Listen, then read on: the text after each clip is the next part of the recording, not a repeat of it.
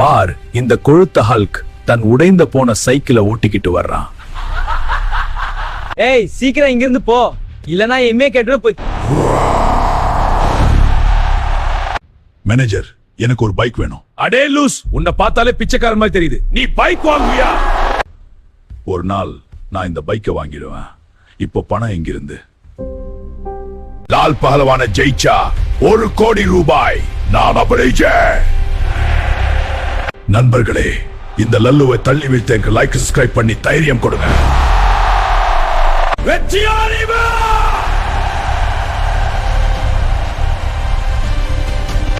இதோ 1 கோடி.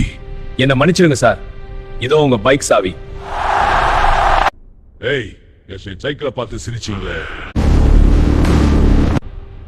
ஏய், என் சைக்கிளை பார்த்து சிரிச்சீங்களே, இப்போ சொல்லுடா.